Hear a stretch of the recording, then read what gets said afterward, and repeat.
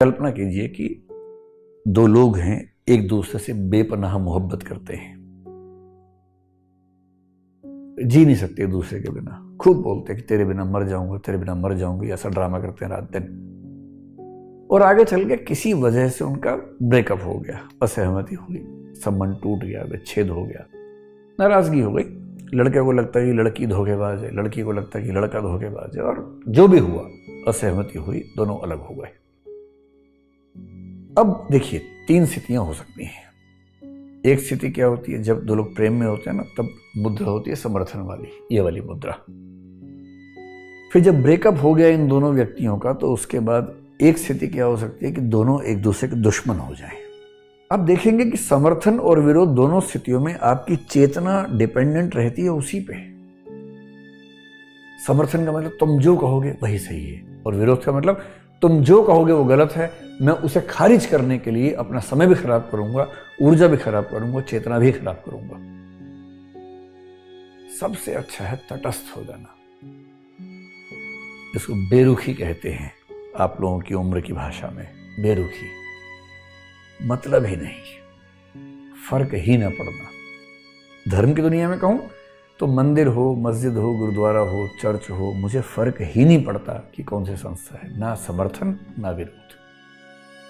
मैं क्यों विरोध करूं, मुझे क्या मतलब है, मैं क्यों समर्थन करूं, मुझे क्या रुचि है। ठीक वैसे ही कि ब्रेकअप हो गया तो उससे मतलब ही नहीं, भाई वो खुश है खुश रहे, खुश नहीं है खुश ना रहे, मुझे क्या, मैं अब उससे अलग हूं, मैं अपनी दुनिया में खुश हूं, अपनी दुनिया को मैं ठीक से चलाऊंगा, मुझे उसकी दुनिया से फर्क ही नहीं पड़ता।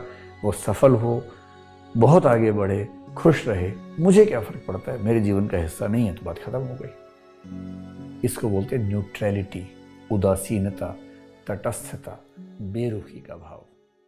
कि अपने इमोशंस को कैसे मैनेज करना है। जब जीवन में ऐसा लगे कि सब खत्म हो गया है, जब जीवन में लगे कि बहुत टॉक्सिक किस्म की लाइफ हो गई है, उससे बाहर कैसे निकलें, शायद ये सबसे महत्वपूर्ण लेसन होता है जो हम सबको सीखना चाहिए।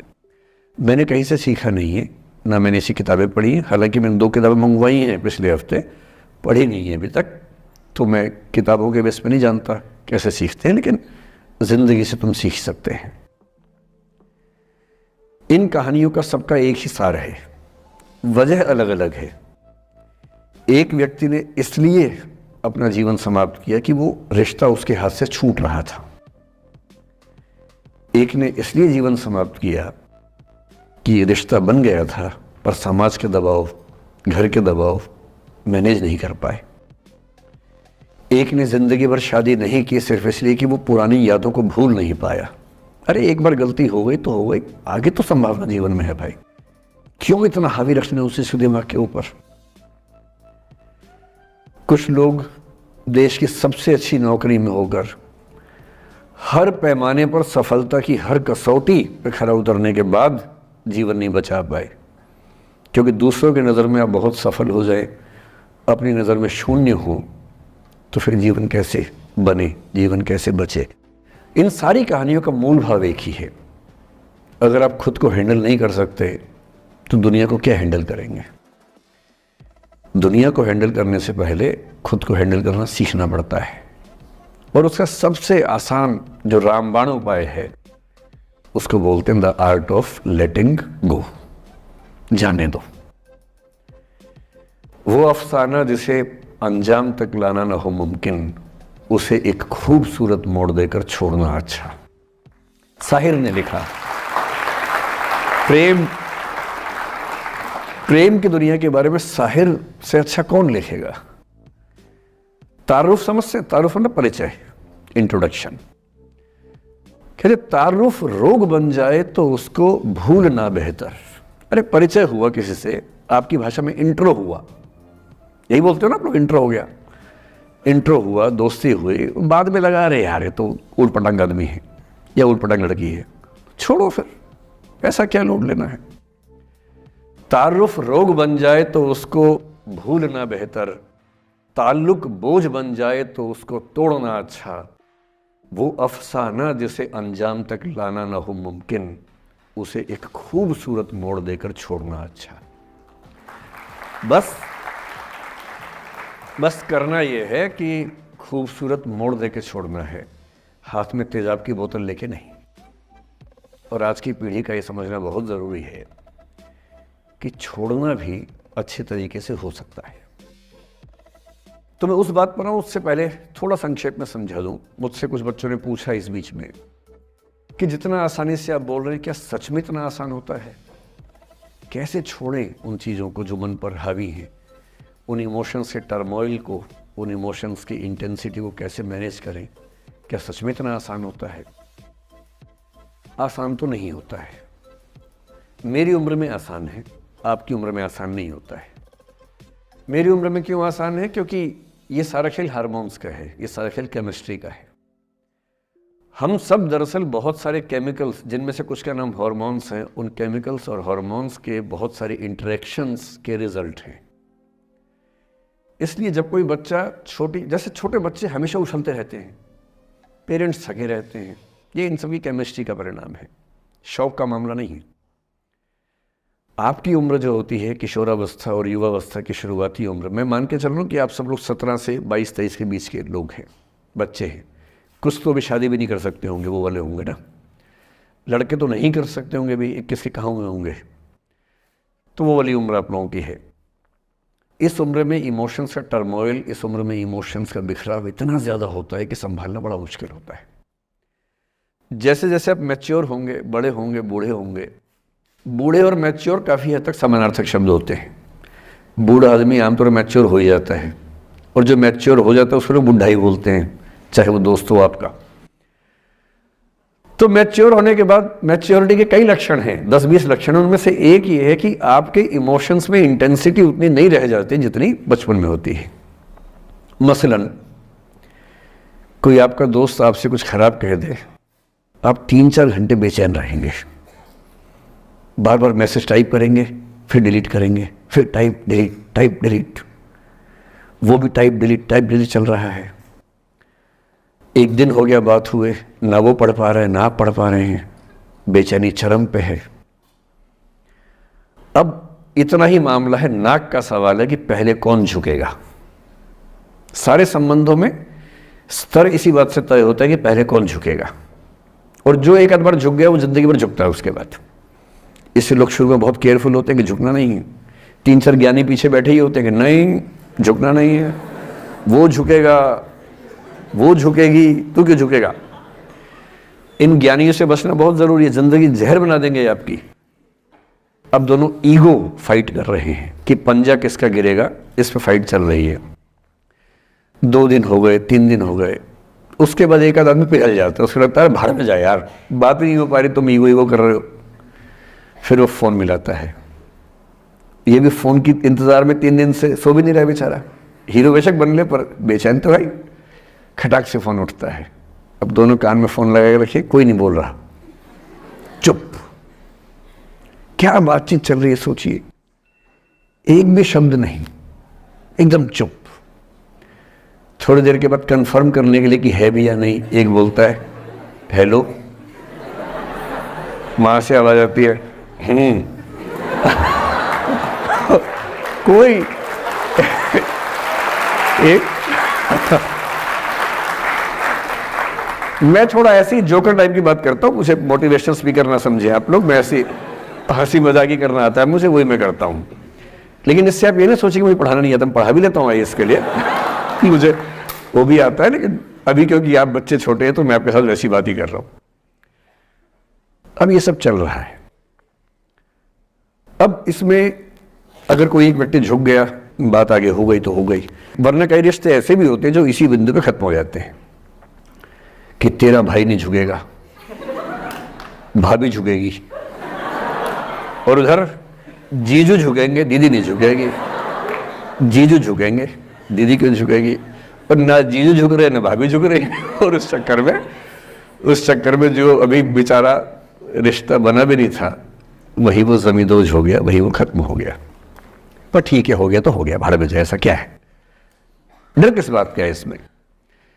लेकिन मैं फिर भी आपसे कहूंगा, मेरी उम्र में क्या होता है, जैसे मुझे कोई फोन करे कि मैं आपसे बहुत नाराज हूं, तो मैं कहता हूं अच्छा ठीक है, कल बात करेंगे। नहीं मैं आपसे बहुत नाराज़ हूँ, मेरा दिल टूट गया है। मैं कहता हूँ देखो मुझे नींद आ रही है अभी, let me sleep, we will talk tomorrow, you just do one thing, write down all the points and we will discuss in the morning, when I come to office you come to my cabin and we will discuss, don't worry, I will find out the solution for you. कह रहे हैं आप कैसी बात कर रहे हैं, मैं ना सो पा रहा हूँ ना मैं जाग पा रहा हूँ।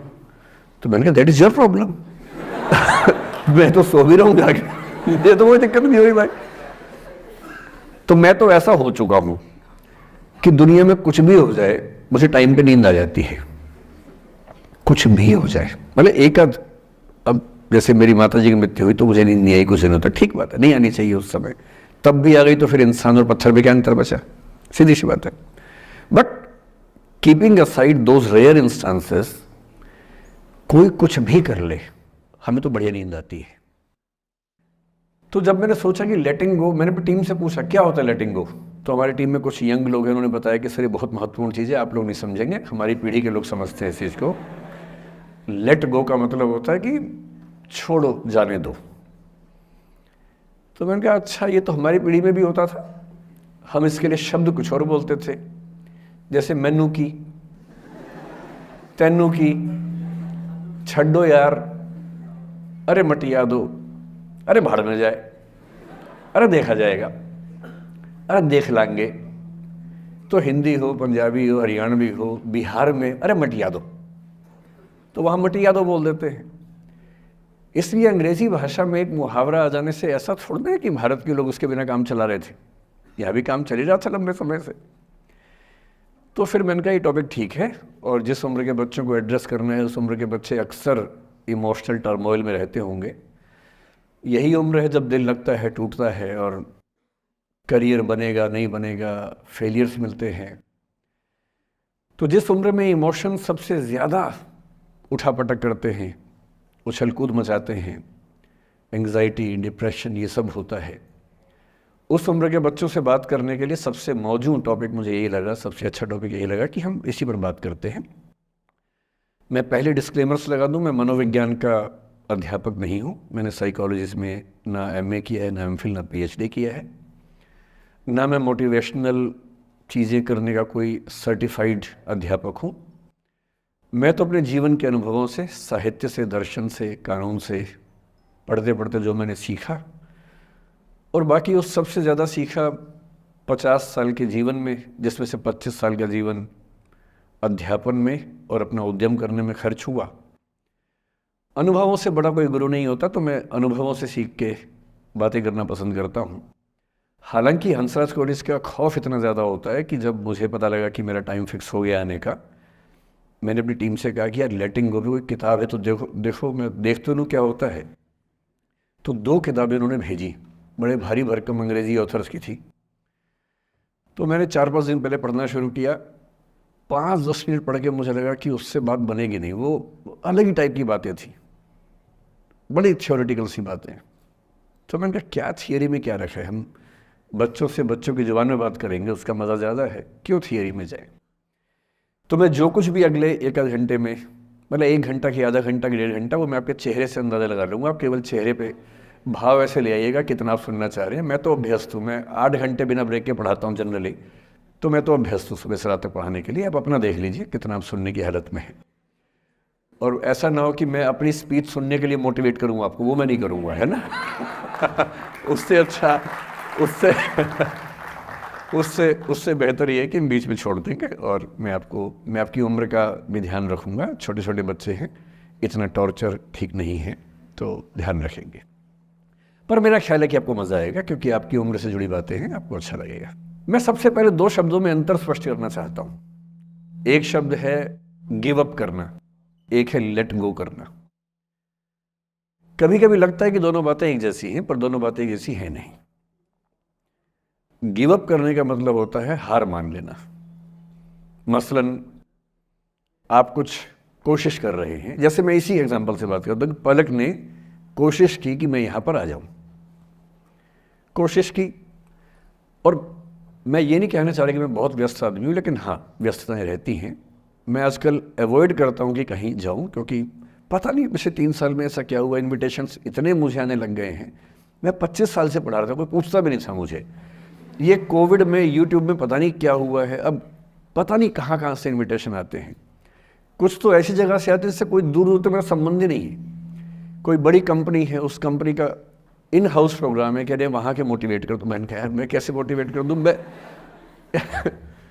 तो फिर अब हमने पॉलिसी बनाई है कि जितना कम हो सके उतना कम जाएं। रमा जी का आदेश तो मेरे सर माथे पर है, मेरी सीनियर है, मैं उनको मना नहीं कर सकता हूँ, लेकिन जनरली मैं कोशिश करता हूँ कि ना जाऊँ। अच्छा, मना करना खराब लगता है, तो हम क्या करते हैं कि धैर्य की परीक्षा लेते हैं। जैसे इनके लिए हमने सिंपल पॉलिसी है कि जब कोई बच्चा कहे आने के लिए, उसको बोलो कि सर 3 महीने फ्री नहीं है, 6 महीने फ्री नहीं है, 1 साल चंद्रमा पर गए हुए हैं, कुछ ऐसा वैसा बोल के टालो, किसी का दिल भी ना दुखे और मैं भी अपना समय बचा लूँ। तो हमने इनको बहुत परेशान किया, 3 बार 4, मतलब किया तो मेरी टीम के मेंबर ने, पर मेरे निर्देश पे किया, तो आप उनको मत कुछ कहिएगा, मैंने कहा था। तो 3 बार 4 बार 5 बार टाला, नहीं हो पाएगा, कोशिश करेंगे, अच्छा देखते हैं, नहीं हो पा रहा ऐसे करके। अब इनके सामने 2 ऑप्शंस थे। एक ऑप्शन ये था कि हार मान लेती और अंत में बोलती कि चलिए कोई बात नहीं, दुख हो रहा है हमें, ये होता है गिव अप करना। एक दूसरा स्टांस भी होता है, दूसरा स्टैंड भी होता है कि कोई चीज़ आप हासिल करना चाह रहे हैं, आपको नहीं मिल रही। मसलन ये मुझे बुलाना चाह रही है, मैं नहीं आ रहा, मैं बिना बात के भाव खा रहा हूँ, नहीं आ रहा हूँ। और एक समय के बाद ये इस मूड में आ जाती कि भाड़ में जाओ, नहीं यार तो भाड़ में जाओ, तुम जैसे बहुत देखे हैं, एक ढूंढेंगे 100 मिल जाएंगे तुम्हारे जैसे, क्या समझते हो अपने आप को। और फिर मैं कहता मैं आना चाहता हूँ, कहते नहीं हम नहीं बुलाएंगे आपको। ये होता है लेट गो करना। क्यों किसी को इतना भाव देना है भाई? अगर कोई चीज़ नहीं हासिल हो रही तो भाड़ में जाए। क्यों किसी के लिए फ्रस्ट्रेशन झेलनी है, क्यों परेशान होना है? गिव अप करने में और लेट गो करने में इतना ही अंतर है कि आपने हार मान ली या आपने जेल से निकाल दिया, दिमाग से ही निकाल दिया। किसी चीज़ को दिमाग से निकाल देना लेट गो करना है। किसी चीज़ के लिए कोशिश करते करते हार मान लेना और उस हार की फ्रस्ट्रेशन के साथ जीना गिव अप करना है। मुझे खुशी है कि आपकी मोटिवेशनल सोसाइटी के मेंबर्स कम से कम गिव अप नहीं करते। अच्छा वो लेट गो भी नहीं किया मुझे, वरना मेरा सम्मान बच गया। और ये अच्छा है कि इसी विषय पर हम बात करना चाह रहे हैं। मैंने इस बीच में ये भी सीखा कि आपकी उम्र के बच्चों को कुछ भी बताने का सबसे अच्छा तरीका है कहानियाँ सुनाना। और आपकी उम्र की बात नहीं है, लिंक्डइन पर आप भी शायद होंगे, मैं भी वहाँ पर हूँ, जो प्रोफेशनल्स का प्लेटफॉर्म सबसे अच्छा माना जाता है। मैंने देखा कि आजकल जो बड़ी बड़ी कंपनियों के CEO हैं या CXOs कहते हैं, CFO है, CTO है या CHRO है, जो चीफ ऑफिसर्स होते हैं किसी कंपनी के, उनके लिए स्पेशल कोर्सेज चलते हैं स्टोरी टेलिंग के। और उसमें मान लिया गया है कि अगर आप किसी कंपनी के CEO बनना चाहते हैं तो बेसिकली जो स्किल आपको आनी चाहिए वो स्टोरी टेलिंग की आनी चाहिए। आप कहानी सुना सकते हो। मैं सच्ची कहानियाँ सुनाना पसंद करता हूँ, झूठ बोलने से बचता हूँ। मैं आपको 3-4 छोटी छोटी कहानियाँ सुना रहा हूँ। ये सारी कहानियाँ सच्ची हैं, 1-1% सच्ची हैं, पर मैं किसी का नाम नहीं लूँगा। जिनकी कहानी है उनका नाम नहीं लूँगा, उनकी प्राइवेसी का मामला है। पर हाँ, सच्ची कहानियाँ हैं। अच्छी बात है कि इन कहानियों के किरदार हम लोग नहीं बने, ईश्वर करे हम कभी ना बने, लेकिन कहानियाँ सच्ची हैं। जब मैं दिल्ली आया था 1990 में, मैं हरियाणा के एक शहर से, भिवानी से दिल्ली आया था पढ़ने के लिए।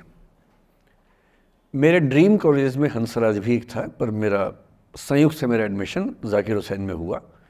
मेरे अंक ठीक थे, यहाँ हो सकता था, पर मैं तो नई दिल्ली स्टेशन पे उतरा, बाहर निकला, पता लगा वहीं एक कॉलेज है, वहीं एडमिशन ले लिया मैंने। तो लोगों ने कहा कि यार कैंपस बड़ा अच्छा होता है। मैंने कहा क्या फ़र्क पड़ता है, कॉलेज कॉलेज होता है, छंडो, यही छंडो में सिखाने आया हूँ आप लोगों को। ठीक है, स्टेशन से निकले वहीं कॉलेज है, मैंने घर जाना होगा तो आराम से कॉलेज से निकल जाएंगे, क्या रखा है कैंपस में। पर मेरा एक दोस्त जो मेरे साथ ही आया था उसी शहर से, उसने एडमिशन हंसराज कॉलेज में लिया। मैं और वो स्कूल के डिबेटर्स थे। डिबेटिंग में हम लोग स्कूल टाइम से काफ़ी एक्टिव थे। DU में आए तो यहाँ भी एक्टिव रहे। डीयू में मैंने करीब 5 साल डिबेटिंग की और मेरा ख्याल है कि लगभग मतलब 300-400 डिबेट्स मैंने जीती होंगी डीयू में, कुछ हारी भी होंगी, लेकिन मैंने खूब डिबेट, वो मेरा दरअसल दाना पानी था, रोजी रोटी मेरी वही थी कॉलेज के दिनों में। घर से पैसे मैं लेता नहीं था, मिलते भी नहीं थे, लेना क्या था, मतलब ऐसी स्थिति भी नहीं थी उस समय मेरे घर में कि मिल सके। तो डिबेटिंग मेरा रोजगार था, एम्प्लॉयमेंट था मेरा, उससे काम चल जाता था आराम से, उसका भी चल जाता था। वो हंसराज से था, मैं जाकिर हुसैन से था, हम खूब डिबेट्स में मिलते थे। अक्सर ट्रॉफी या तो हम जीते थे या वो जीतता था, कोई भी जीते रूम पे ही आती थी क्योंकि हम रूममेट्स थे, एक साथ ही रहते थे। वो मुझसे योग्यताओं के मामले में 21 था, बल्कि अगर वो 21 था तो मैं 15 ही रहा हूँगा या 12 रहा हूँगा, 22 या 21 तो नहीं रहा हूँगा, मुझसे बेहतर था योग्यताओं में, बड़ा अच्छा व्यक्ति था। ग्रेजुएशन के बाद मैंने एमए हिंदी साहित्य में एडमिशन लिया, जबकि बीए ऑनर्स हिस्ट्री में किया था मैंने। उसने तय किया कि वो कुछ और करेगा, प्रोफेशनल कोर्स करेगा, नौकरी करेगा, तो वो चला गया दिल्ली से, मैं दिल्ली में रहा। फिर मैं एमए के बाद तैयारी करने लगा यूपीएससी की, तब तक मैं यूजीसी जेआरएफ कर चुका था। पहला अटेम्प्ट दिया, प्रीलिम्स हो गया, मेंस मेरा 96 के मेंस की बात कर रहा हूँ, मेंस शुरू होने वाला था, 2 दिन रह गए थे। करीब 10 दिन पहले वो मेरे पास आया हुआ था दिल्ली में, मिलजुल के अच्छे से बात करके गया था। उन दिनों उसका एक प्रेम संबंध कहीं हमारी ही एक मित्र के साथ चल रहा था, हम सब दोस्त थे, तो उनमें से 2 लोगों का आपस में एक अफेयर था। मुझे नहीं पता क्या हुआ, लेकिन मेरे मेन एग्ज़ाम से 2 दिन पहले रात को 12 बजे एक फ़ोन आया और ये बताया गया कि मेरे दोस्त ने फंदा लगा के अपनी जीवन लीला समाप्त कर ली है। वो दिल्ली से दूर था कहीं, और जिस व्यक्ति के बारे में मेरी राय ये थी कि उतना जीवट वाला व्यक्ति कोई हो नहीं सकता, जो ज़िंदगी से हार सकता ही नहीं, जिसके होने से कई लोग हमेशा जीता हुआ महसूस करते हैं, वो चुपचाप एक बंद कमरे में ज़िंदगी से हार गया।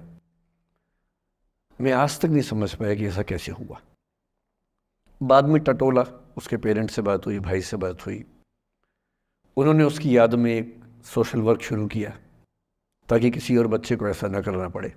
तो जो हल्का हल्का अनुमान हुआ वो है कि शायद कुछ ऐसा था रिलेशनशिप में जो नहीं संभल पाया था, और रिश्ता टूट ना जाए इसका दबाव बहुत ज़्यादा था, और वो दबाव झेल नहीं पाया। इस उम्र में ऐसा फेज़ आता है, कई बार आता है। ये एक कहानी है, हंसराज कॉलेज से ही जुड़ी है, इसलिए मैंने सोचा कि वहीं से बात शुरू करूँ। नाम जैसा कि मैंने कहा मैं नहीं बताऊंगा, तो नाम बताने का मतलब भी नहीं। और वो जिसकी मैं कहानी सुना रहा हूँ आप लोगों के जन्म से पहले की बात है, आप तो सब 21वीं सदी वाले बच्चे होंगे ना, जेन ज़ी होंगे आप सब लोग, तो ये तो बहुत पुरानी बात है। एक दूसरी कहानी सुनाता हूँ, मैं आपको 2-3 कहानियाँ सुनाऊंगा, फिर उन सबका सार निकाल लेंगे एक साथ हम लोग। दूसरी कहानी ये है कि जब मेरा सिलेक्शन हो गया 97 में, मतलब 96 अटैम्प्ट में पहली बार में मेरा सिलेक्शन हो गया था, मैं एक्सटेंशन लेके तैयारी कर रहा था, और डीयू में मैं पढ़ा भी रहा था उस समय। तब मैं शायद डीएवी कॉलेज में था या अग्रसेन, मैं 2 जगह पढ़ा है डीयू में, तो उनमें से किसी कॉलेज में पढ़ा रहा था उस समय में। तो उस समय एक लाइब्रेरी है कैंपस में ही, सेंट्रल रेफरेंस लाइब्रेरी, आप जानते होंगे, CRL बोलते हैं, जो विवेकानंद जी की स्टैच्यू है उसके सामने ही वो लाइब्रेरी है। उस लाइब्रेरी में नीचे सब बैठ के पढ़ते हैं, और टॉप फ्लोर पे रिसर्च फ्लोर है जहाँ MPhil PhD वाले बच्चे पढ़ते हैं। मैं उस समय शायद PhD कर रहा था या MPhil खत्म हुई थी, वहीं बैठता था, पढ़ता था रोज़। कई दोस्त पढ़ते थे हम लोग वहाँ। हम सुबह 8 बजे लाइब्रेरी खुलते ही वहाँ घुसते थे, रात को 1 बजे निकलते थे लाइब्रेरी बंद होने के समय। तो वहाँ एक छत थी, छत पे छोटी सी कैंटीन थी जहाँ हम लोग जब जब बोर होते थे दिन में 3-4 बार जाके चाय पीते थे। चाय पी ली, बिस्किट खा लिया, थोड़ी गप्पे मार ली, वो सब वहाँ करते थे। तो वहाँ मेरे बहुत सारे दोस्त थे, उनमें से कई लोग अब बहुत सीनियर सिविल सर्वेंट्स हैं, कुछ लोग प्रोफेसर्स हैं डीयू में। 2 बच्चे थे मुझसे जूनियर, 3-4 साल जूनियर थे, बड़े प्यारे बच्चे थे। मुझे उस समय तक पढ़ाई लिखाई का शौक़ अच्छा खासा हो गया था, तो वो रोज़ मेरे साथ बैठते थे केवल बात करने के लिए, किसी मुद्दे पर बहस करनी है, तो बहस होती थी, समझते थे। फिर मुझे पता लगा कि वो दोनों रिलेशनशिप में हैं, रिश्ते में हैं। दोनों ने शादी भी कर ली। उनकी योजना DU में पढ़ाने की थी या सिविल सर्विस की भी थी, शायद, पता नहीं। मेरा इंटरेक्शन बहुत ज़्यादा उसके बाद रहा नहीं उनसे, क्योंकि मैं सर्विस में चला गया था। इतने जिज्ञासु बच्चे थे दोनों, इतने जिज्ञासु कि उनसे मिलकर तबीयत खुश हो जाती थी कि हर चीज़ जानने का मन करता था उनका, हर विषय पढ़ने का मन करता था। एकदम जीवन से भरे हुए बच्चे, आंखों में चमक, ऐसे। फिर दोनों की शादी हुई तो मैं शादी में जा नहीं पाया, क्योंकि मेरा रिश्ता सिर्फ लाइब्रेरी में 1 घंटा गप मारने वाला था, उससे ज़्यादा था नहीं रिश्ता उनके साथ। फिर सुनता रहता था कि मैं सब बढ़िया चल रहे, पढ़ाई कर रहे हैं, तैयारी कर रहे हैं। इंटरकास्ट मैरिज की उन लोगों ने, खूब हंगामा हुआ, दोनों घर में तलवारें खिंच गई। किसी तरह से तलवारें संभाली गई, मैनेज हुआ, दोनों साथ रहने लगे। और फिर 3-4 साल के बाद एक दिन मैंने खबर सुनी कि उस बच्ची ने फंदा लगा के जीवन लीला समाप्त कर ली। ये बात भी दिल्ली विश्वविद्यालय की। ये उस दौर के सब लोग इस कहानी को जानते हैं। मेरे ख्याल से दोनों कहानी आपके प्रिंसिपल मैडम जानती होंगी। नहीं ध्यान कर पाएंगे तो मैं उनको जैसे नाम बोलूँगा अकेले में, वो तुरंत समझ जाएंगे मैं किसकी बात कर रहा हूँ। मैं आज तक नहीं समझ पाया कि ऐसा क्या हुआ होगा। तो बाद में अनुमान जो हुआ वो ये, इंटरकास्ट मैरिज, परिवार का दबाव, समाज का दबाव, आपस के दबाव, टॉक्सिक रिलेशनशिप, अंत में उस दबाव को न झेल पाना और जीवन समाप्त कर देना, ये हुआ। ये 2 घटनाएं हैं। एक तीसरी घटना ये है कि दिल्ली में आज से 25 साल पहले घटना घटी। आप लोग तो बस पैदा हुए होंगे, घुटनों में चल रहे होंगे, या उससे 5-7 साल पहले की बात रही होगी। ये घटना दिल्ली के सब सीनियर लोग जानते हैं, जिनकी उम्र 35-40 साल है वो सब जानते हैं इस घटना को। मोबाइल फ़ोन में वीडियो नया नया आया था उस समय। अब तो आपके हर फ़ोन में वीडियो है, अब तो सामने भी है, ताकि आप वैसा वाला मुंह बना के सेल्फी खिंचवा सके। पाउट बोलते हैं ना, मैं उसको देसी भाषा में सूअर जैसा मुंह बोलता हूँ, और वैसा ही बनता भी है, क्यूट क्यूट सा सूअर जैसा मुंह बना के लोग सेल्फी खिंचवाते हैं, उसको बोलते हैं पाउट। तब तो कैमरा फ़ोन में पहली बार आया था, तब लोग अभ्यस्त नहीं थे। अब जैसे आप लोग कितने अभ्यस्त होंगे, हम भी होने लग गए।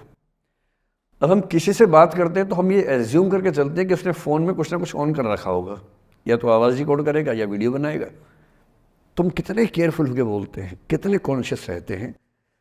और सर्विलांस सोसाइटी की सबसे बुरी बात यह है कि हम हमेशा चौकन्ने रहते हैं, हम सहज हो ही नहीं पाते। सहज रूप से 2 लोग बात कर लें, हो ही नहीं पाता। तो मैं तो अपने ऑफिस में कई बार ऐसा करता हूँ, जब हम 3-4 लोग बैठते हैं इनफॉर्मल बातचीत के लिए, हम सब अपना अपना फ़ोन कमरे के बाहर छोड़ के आ जाते हैं, फिर 2 घंटे बात करते हैं, इस भय से मुक्त होके कि कहीं कोई रिकॉर्ड तो नहीं कर रहा। ये हालत है आज की। उस ज़माने में तो फ़ोन थे। मोबाइल फ़ोन आया था भारत में लगभग 1995 के आसपास पहली बार। बड़ा महंगा था, 16 रुपये प्रति मिनट इनकमिंग, 16 रुपये प्रति मिनट आउटगोइंग, ये रेट से उस समय। और फ़ोन वो थे जिनसे आप कील भी ठोक सकते हैं, वैसे वाले फ़ोन थे, बटन वाले फ़ोन थे। नोकिया एक कंपनी थी, उसके फ़ोन हुआ करते थे। उसके 4-5 साल के बाद क्या हुआ, पहली बार किसी कंपनी ने फ़ोन में कैमरा लगा दिया। ये बात उस समय के लोग नहीं समझते थे। जब भी नई तकनीक आती है उसको समझने में टाइम लगता है। जो पहले समझते हैं फ़ायदा उठा लेते हैं, जो थोड़ा लेट समझते हैं वो उसका नुकसान उठाते हैं। उस समय दिल्ली के एक प्रसिद्ध स्कूल में 11वीं-12वीं क्लास के 2 बच्चों में आपस में कोई रिलेशनशिप रही होगी। वो दोनों किसी ऐसी सिचुएशन में थे जो सिचुएशन बहुत ही प्राइवेट किस्म की थी, बहुत निजी किस्म की थी, जिसको पब्लिक नहीं कर सकते। कुछ फिजिकल रिलेशनशिप जैसा मामला था। उस दुष्ट लड़के ने लड़कों के इतिहास को कलंकित, लड़कों का इतिहास वैसे भी कलंकित ज़्यादा है, उसे और कलंकित करते हुए उस पूरे सिचुएशन का वीडियो बना लिया। ऐसे मामलों में दुर्भाग्य है, मैं लड़का हूं इसलिए लड़के पवित्र थोड़ा ना हो जाएंगे, लड़का है इतिहास कलंकित तो है। उसका वीडियो बना लिया और दुष्टता का चरम स्तर निभाते हुए वो वीडियो अपने एक दोस्त को शेयर कर दिया, ये कहे कि किसी और को दिखाना मत। जैसा कि होता है अफवाहों की दुनिया में, हर अफवाह एक व्यक्ति एक को ही बताता है, ये कहे कि किसी और को मत बताना, और अगला व्यक्ति भी अगले को यही कहे कि बोलता है किसी और को मत बताना, और इस तरह से पूरे शहर को खबर होती है और सबको लगता है कि सिर्फ मुझे पता है। वो वीडियो फैल गया, नए नए फ़ोन आए थे, पर वो फ़ोन कम लोगों के पास थे, कैमरे वाले फ़ोन। तो फ़ोन से कितना फैलता, ज़्यादा नहीं फैला। लेकिन उस समय दिल्ली की एक कुख्यात मार्केट हुआ करती थी, पालिका बाज़ार, अभी भी है, पर तब वो कुछ और कामों के लिए कुख्यात हुआ करती थी। अब तो कपड़े मिलते हैं, तब कपड़ों के साथ कई चीज़ें और मिलती थी वहाँ। जैसे गंदी फिल्मों की सीडी चाहिए हो तो वहाँ मिलती थी, ग्रे मार्केट में, चोरी छिपे। इस वीडियो को सीडी में कन्वर्ट करके लोगों ने वहाँ से खरीदा, लाखों करोड़ों की संख्या में। नए नए टेलीविज़न चैनल प्राइवेट आए थे, और प्राइवेट टीवी चैनल को खबरों की भूख इतनी होती है कि वो खबर के लिए जान दे सकता है और जान ले भी सकता है किसी की। 24 घंटे इस खबर पे, इस चीज़ पर खबरें चल रही थी सारे चैनल्स में, कि ये वो लड़का है जिसने ऐसा किया, ये वो लड़की है, ये वो स्कूल है, इस स्कूल की प्रिंसिपल से बात करेंगे, इससे बात करेंगे। वो जो बच्ची थी जिसकी इसमें कोई गलती नहीं थी, सिवाय इसके कि वो किसी एक लड़के से प्रेम करती थी, जो कि उस उम्र में बच्चे कर बैठते हैं। इसके लिए बहुत चिल्लपौनी मचानी चाहिए। अब बच्चों को आप हर बात पे अपराधी नहीं मान सकते। उस बच्चे की गलती सिर्फ इतनी थी कि उसने अपने दोस्त पे भरोसा किया, जो भरोसे के लायक था नहीं। वो नीच किस्म का व्यक्ति था जिसने उस संबंध की गरिमा को समझा नहीं। उस बच्ची के घर के बाहर 24 घंटे न्यूज़ चैनल से कैमरे खड़े रहे।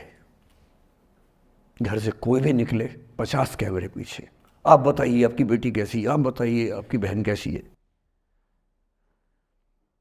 अंत में उस पिता ने अपनी बच्ची को इस देश से बाहर भेज दिया।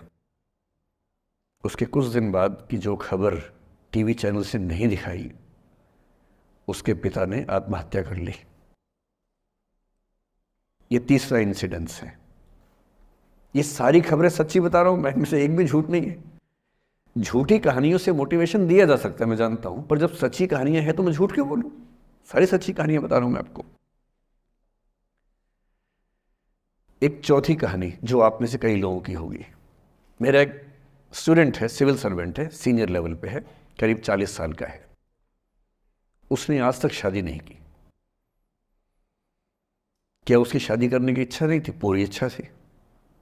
फिर क्यों शादी नहीं की? भाई कुछ लोग तो होते हैं कि शादी करनी ही नहीं, कोई मिशन है। योगी जी हैं, मोदी जी हैं, ठीक है, उनका तो मिशन है। ममता जी है, उनका मिशन है। पर जिसका जीवन में ऐसा कोई मिशन नहीं है और जिसको प्रेम करने का मन भी करता हो, वो तो शादी करता है आमतौर पे। उसने शादी क्यों नहीं की जानते हैं? जब वो 25-26 की उम्र में था, जब वो मेरा विद्यार्थी भी था, एक दिन मेरे पास आके बोला कि सर एक बात करना चाहता हूँ। मुझसे मेरे स्टूडेंट्स ऐसी बातें खूब करते हैं पर्सनली आके, अब तो मैं टाइम कम दे पाता हूँ, पहले तो ये सब होता रहता था क्लास के अलावा। एकदम रोता हुआ आया, आंखों में आंसू भरे हुए बहुत सारे। अरे क्या हो गया भाई? तो फिर उसने किसी का नाम बताया कि सर वो ही मेरी स्टूडेंट थी, कि सर उसके साथ रिलेशनशिप थी, उसने धोखा दिया है मुझे। अच्छा, धोखा देने वाली कहानियाँ मुझे बहुत अपील नहीं करती। मेरा मानना है कि दोनों पक्षों की गलतियाँ होती हैं।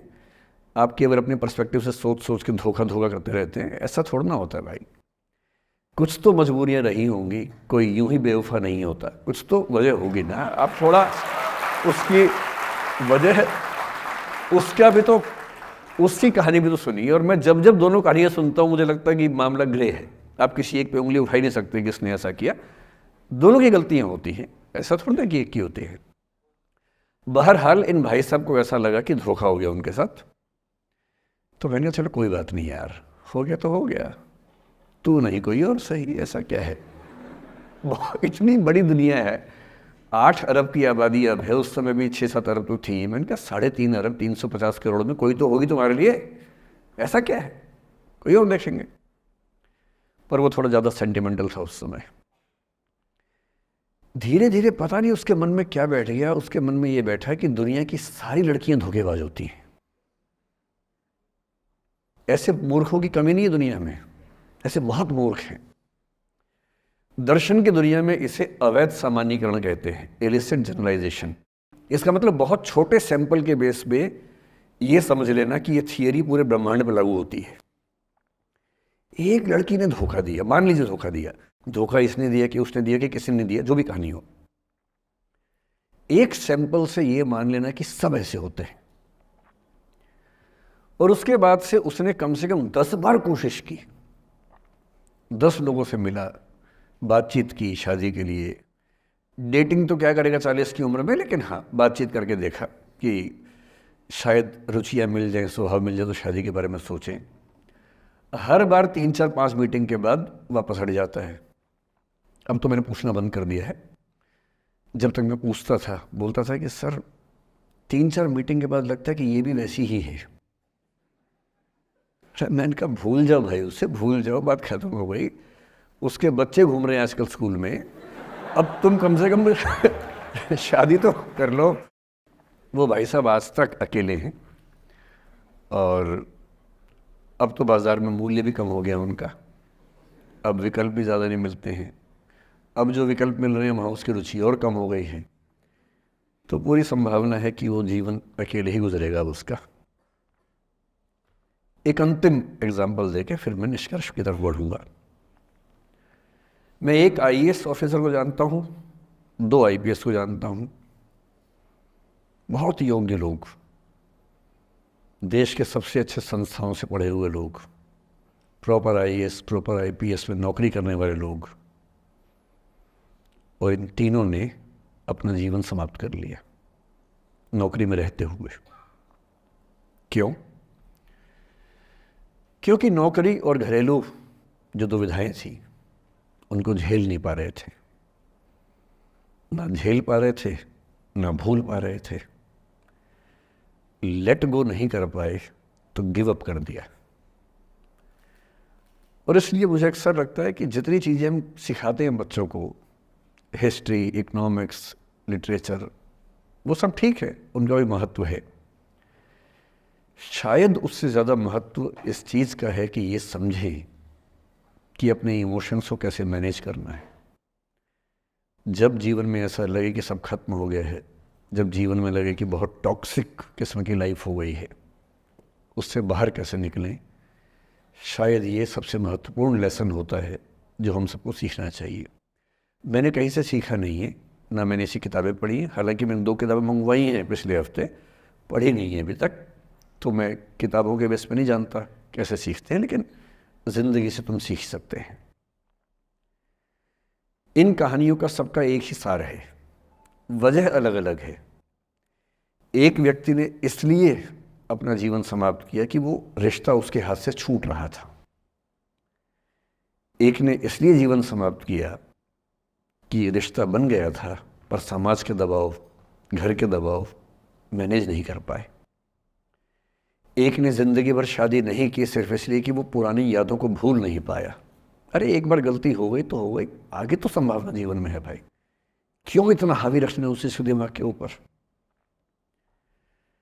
कुछ लोग देश की सबसे अच्छी नौकरी में होकर हर पैमाने पर सफलता की हर कसौटी पे खरा उतरने के बाद जीवन नहीं बचा पाए, क्योंकि दूसरों की नज़र में आप बहुत सफल हो जाए, अपनी नज़र में शून्य हो, तो फिर जीवन कैसे बने, जीवन कैसे बचे। इन सारी कहानियों का मूल भाव एक ही है, अगर आप खुद को हैंडल नहीं कर सकते तो दुनिया को क्या हैंडल करेंगे। दुनिया को हैंडल करने से पहले खुद को हैंडल करना सीखना पड़ता है, और उसका सबसे आसान जो रामबाण उपाय है उसको बोलते हैं द आर्ट ऑफ लेटिंग गो। जाने दो। वो अफसाना जिसे अंजाम तक लाना न हो मुमकिन, उसे एक खूबसूरत मोड़ देकर छोड़ना अच्छा। साहिर ने लिखा, प्रेम की दुनिया के बारे में साहिर से अच्छा कौन लिखेगा? तारुफ समझते हैं? तारुफ मतलब परिचय, इंट्रोडक्शन। कहते तारुफ रोग बन जाए तो उसको भूलना बेहतर। अरे परिचय हुआ किसी से, आपकी भाषा में इंट्रो हुआ, यही बोलते हो ना आप लोग, इंट्रो हो गया, इंट्रो हुआ, दोस्ती हुई, बाद में लगा रहे यार ये तो ऊट पटांग आदमी है या ऊट पटांग लड़की है, छोड़ो फिर, ऐसा क्या लोड लेना है। तारुफ रोग बन जाए तो उसको भूलना बेहतर, ताल्लुक बोझ बन जाए तो उसको तोड़ना अच्छा, वो अफसाना जिसे अंजाम तक लाना न हो मुमकिन, उसे एक खूबसूरत मोड़ देकर छोड़ना अच्छा। बस करना यह है कि खूबसूरत मोड़ देकर छोड़ना है, हाथ में तेजाब की बोतल लेके नहीं। और आज की पीढ़ी का ये समझना बहुत ज़रूरी है कि छोड़ना भी अच्छे तरीके से हो सकता है। तो मैं उस बात पर आऊँ उससे पहले थोड़ा संक्षेप में समझा दूँ। मुझसे कुछ बच्चों ने पूछा इस बीच में कि जितना आसानी से आप बोल रहे हैं, क्या सच में इतना आसान होता है? कैसे छोड़ें उन चीज़ों को जो मन पर हावी हैं, उन इमोशंस के टर्मोइल को, उन इमोशंस की इंटेंसिटी को कैसे मैनेज करें? क्या सच में इतना आसान होता है? आसान तो नहीं होता है। मेरी उम्र में आसान है, आपकी उम्र में आसान नहीं होता है। मेरी उम्र में क्यों आसान है? क्योंकि ये सारा खेल हार्मोन्स का है, ये सारा खेल केमिस्ट्री का है। हम सब दरअसल बहुत सारे केमिकल्स, जिनमें से कुछ का नाम हार्मोन्स हैं, उन केमिकल्स और हार्मोन्स के बहुत सारे इंटरेक्शंस के रिजल्ट हैं। इसलिए जब कोई बच्चा जैसे छोटे बच्चे हमेशा उछलते रहते हैं, पेरेंट्स थके रहते हैं, ये इन सभी केमिस्ट्री का परिणाम है, शौक का मामला नहीं है। आपकी उम्र जो होती है किशोरावस्था और युवावस्था की शुरुआती उम्र, मैं मान के चल रहा हूँ कि आप सब लोग 17 से 22-23 के बीच के लोग हैं, बच्चे हैं। कुछ तो अभी शादी भी नहीं कर सकते होंगे, वो वाले होंगे ना। लड़के तो नहीं कर सकते होंगे भी, 21 के कहाँ हुए होंगे, तो वो वाली उम्र आप लोगों की है। इस उम्र में इमोशंस का टर्मोइल, इस उम्र में इमोशंस का बिखराव इतना ज़्यादा होता है कि संभालना बड़ा मुश्किल होता है। जैसे जैसे आप मैच्योर होंगे, बड़े होंगे, बूढ़े होंगे, बूढ़े और मैच्योर काफ़ी हद तक समानार्थक शब्द होते हैं। बूढ़ा आदमी आमतौर पर मैच्योर हो ही जाता है, और जो मैच्योर हो जाता है उसको लोग बुढ़ा ही बोलते हैं, चाहे वो दोस्त हो आपका। तो मैच्योर होने के बाद मैच्योरिटी के कई लक्षण हैं, 10-20 लक्षण। उनमें से एक ये है कि आपके इमोशंस में इंटेंसिटी उतनी नहीं रह जाती जितनी बचपन में होती है।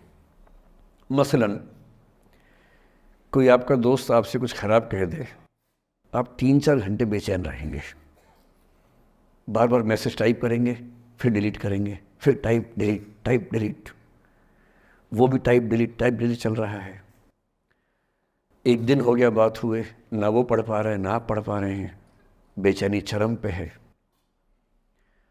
अब इतना ही मामला है, नाक का सवाल है कि पहले कौन झुकेगा।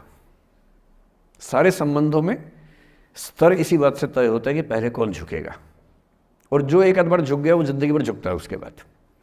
इससे लोग शुरू में बहुत केयरफुल होते हैं कि झुकना नहीं है। 3-4 ज्ञानी पीछे बैठे ही होते हैं कि नहीं, झुकना नहीं है, वो झुकेगा, वो झुकेगी, तू क्यों झुकेगा। इन ज्ञानियों से बचना बहुत ज़रूरी है, ज़िंदगी जहर बना देंगे आपकी।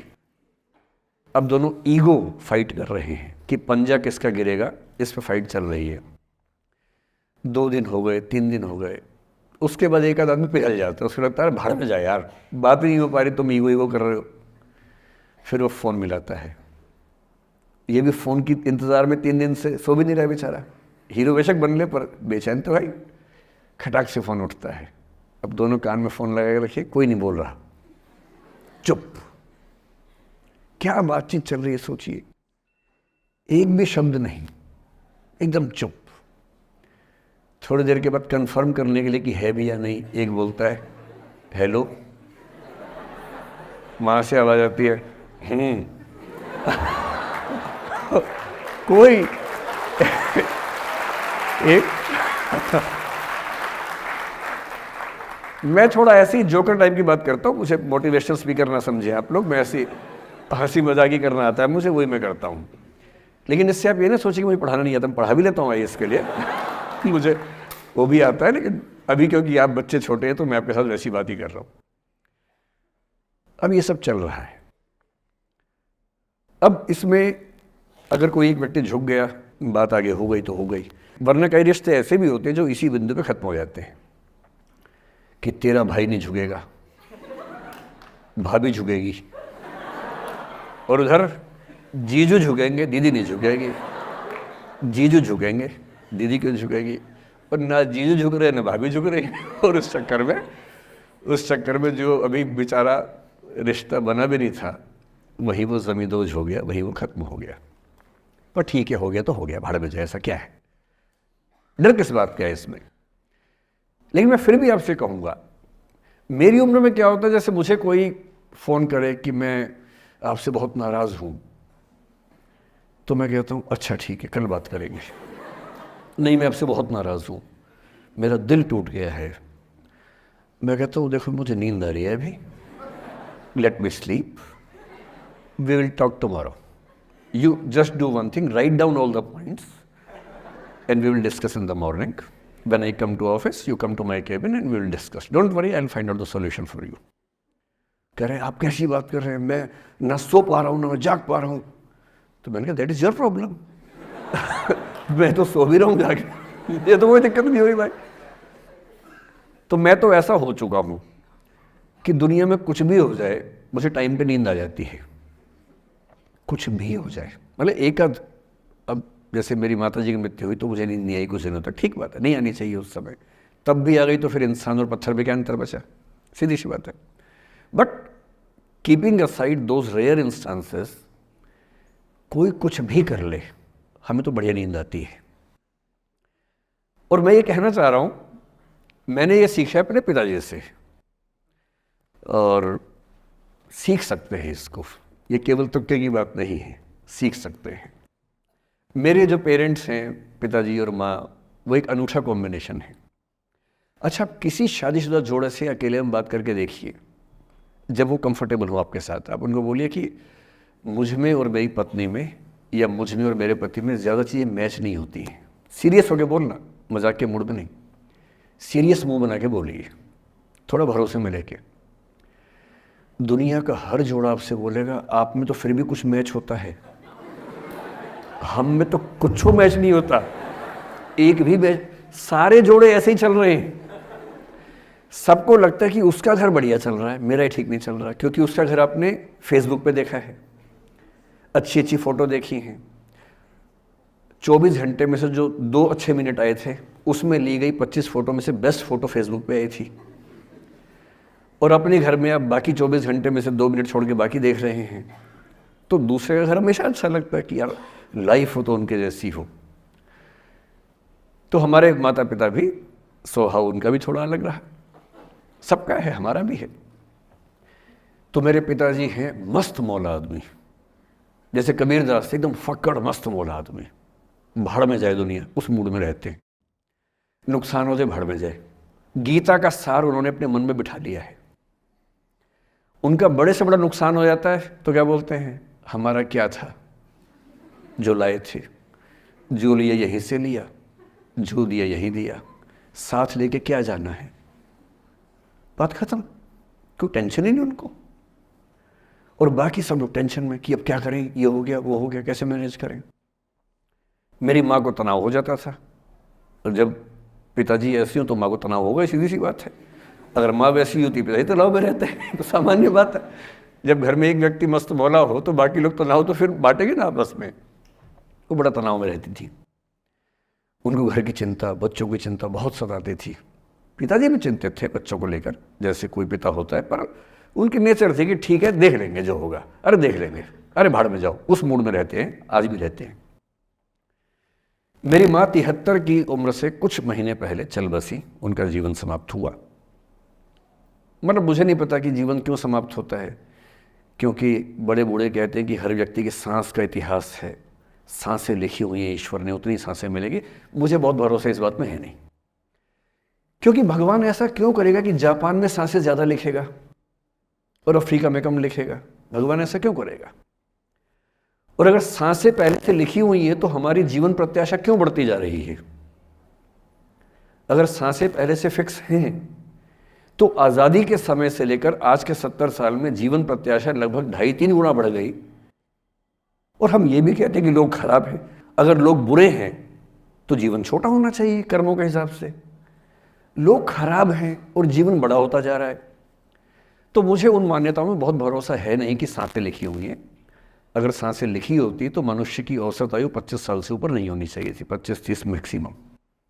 और हम 70-80 साल धूमधाम से जी रहे हैं, जिसका मतलब है कि ये भगवान से ज़्यादा इंसान ने लिखा है, मेडिकल साइंस ने लिखा है, वैज्ञानिकों ने लिखा है।